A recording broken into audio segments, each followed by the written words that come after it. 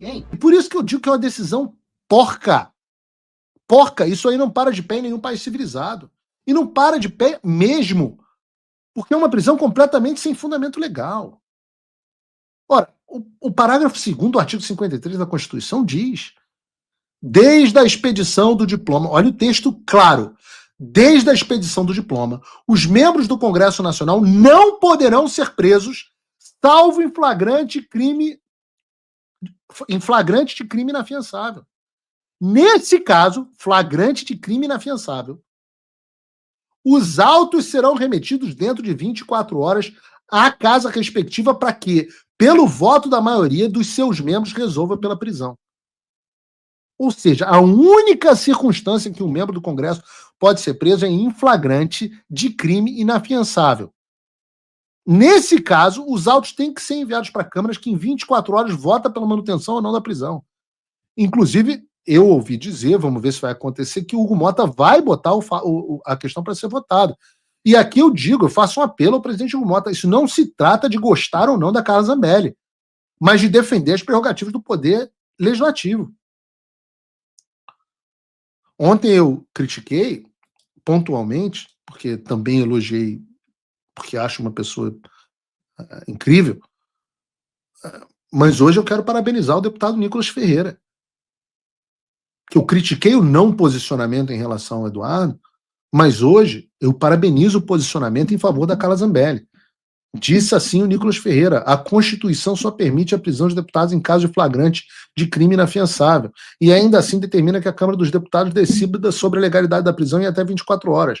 Mesmo assim, o ministro Alexandre de Moraes decretou a prisão preventiva da deputada Carla Zambelli sem flagrante, sem crime inafiançável e sem autorização da Câmara. Você não precisa gostar dela para admitir que isso é um ato ilegal. Também ordenou o bloqueio do salário e das verbas de gabinete, a retirada das redes sociais da mãe e do filho da parlamentar, impôs multa por postagens e acionou a Interpol.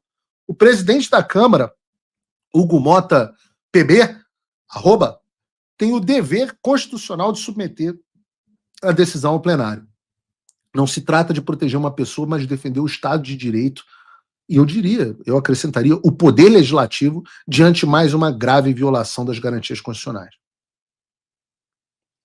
Eu repito, eu poderia ter escrito esse texto, Nicolas. Concordo com todas as vírgulas. Hugo Mota tem o dever, e eu ouvi dizer que fará, de submeter isso ao plenário. O que vão fazer? Vão forçar um flagrante perpétuo, como fizeram com Daniel Silveira? Ninguém compra essa história. A Globo News até botou um advogado para comentar o assunto e tomou um revés gigantesco, que o cara falou que não tinha como ter flagrante nesse caso. Vejam só vocês, a Globo News. Para a gente entender que nós aqui leigos, né, Ana aqui também comigo, levantando essas dúvidas sobre a diferença da prisão por condenação e a eventual preventiva. Só para deixar claro, não precisa não ser leigo ou ser leigo. Basta ler a porra da lei. Gente, lei, ela tem que, por definição, ser inteligível pelo cidadão. Não precisa. Outro dia veio uma menina, não sei o que, Érica Corca, nunca ouvi falar dessa. Diz assim: não, o que o Paulo, eu sou doutor em direito por não sei lá das contas, não sei lá do ovo do caralho. O que o Paulo entende para dar parecer jurídico? Aí, no entanto, ela fala um monte de bosta e eu falo: minha filha, lê a lei. Então, apresentador, você pode ser leiga e até dizer que é leiga, mas está escrito. E aí, para dizer o óbvio, continua. O senhor diz que não pode ter preventiva para parlamentar, a não ser que haja autorização a isso, a não ser que haja autorização do Congresso. Correto. Então, mas a prisão em flagrante também não precisa ser pedida, porque o flagrante, em tese, qualquer um pode fazer a prisão em flagrante. Então, aqui está uma dúvida, a gente fica com uma dúvida. Se a PGR pediu a preventiva, ela estaria pedindo algo que não é usual ou ela poderia estar pedindo uma prisão em flagrante para o STF? Mas flagrante de qual crime, Júlia? A invasão ao CNJ já foi há muito tempo. O porte de arma foi na data da eleição há muito tempo. Isso que o senhor colocou, que, por exemplo, tentar constranger os fundamentos, né, para preventiva... porque aí não seria preventiva não flagrante, mas no caso da preventiva, coagir testemunha ou fugir, né? Não serviria para o flagrante, obviamente. Não, então o flagrante é aquele crime que está acontecendo, como, digamos, intuitivamente nós entendemos a palavra. Né? Um doutor. Existem alguns crimes que, pela estrutura dele, eles se desdobram no tempo. Então, o exemplo mais óbvio é o sequestro, o cárcere privado. Enquanto o sujeito está preso, o crime está sendo reiterado, continuado, estendido.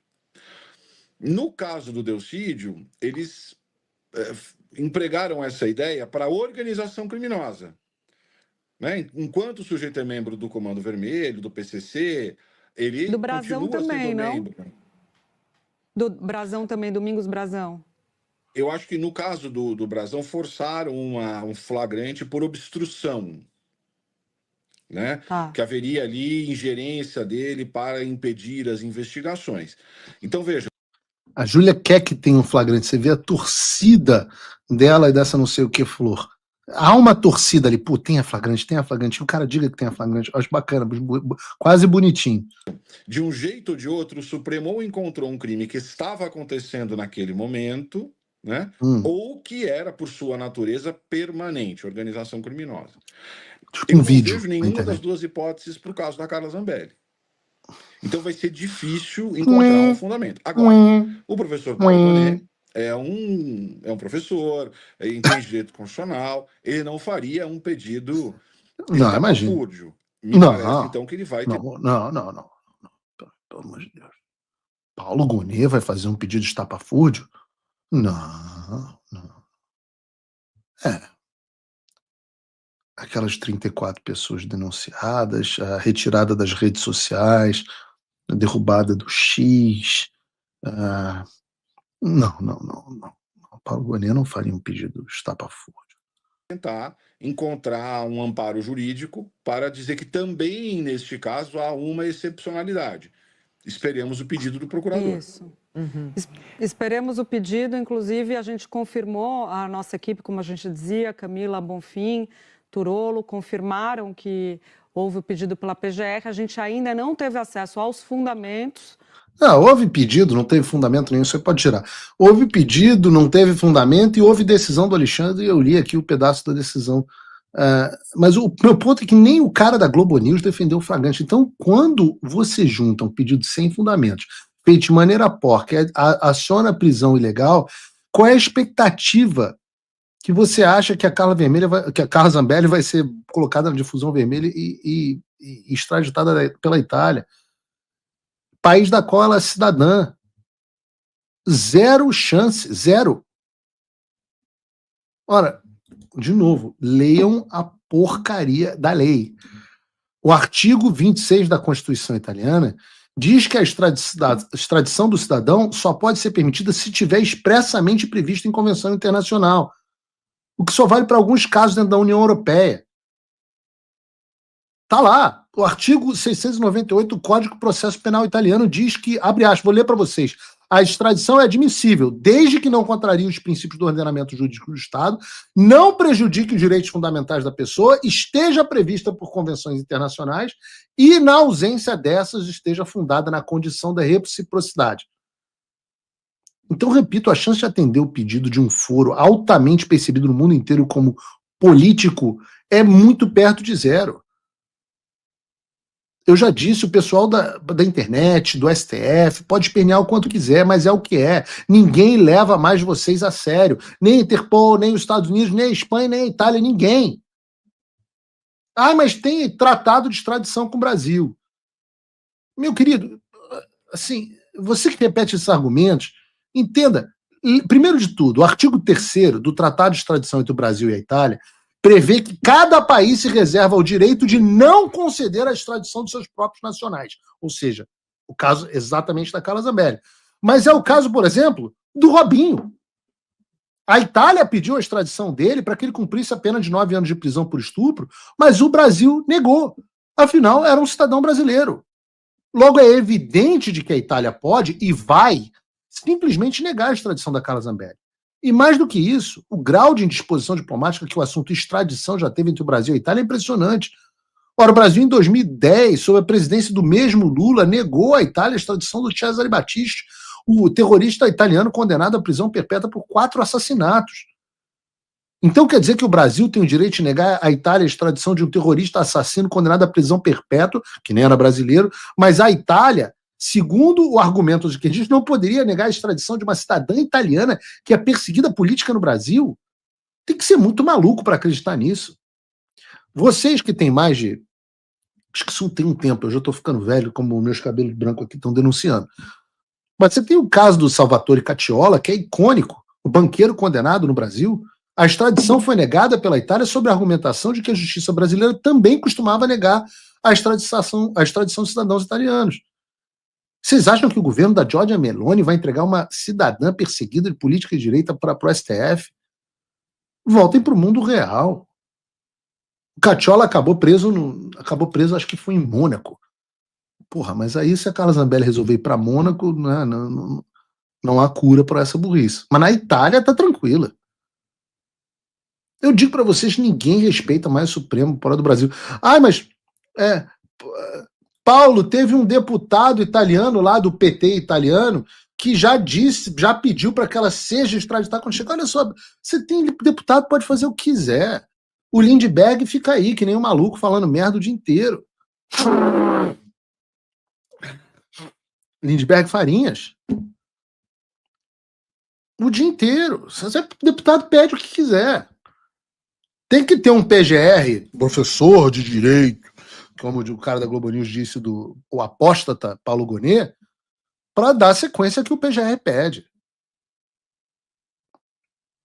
Então, repito, ninguém leva mais o STF a sério. Eu apostaria, posso estar enganado, de novo, não quero estar enganado, mas eu apostaria que Carla Zambelli chegará na Itália, ficará na Itália e,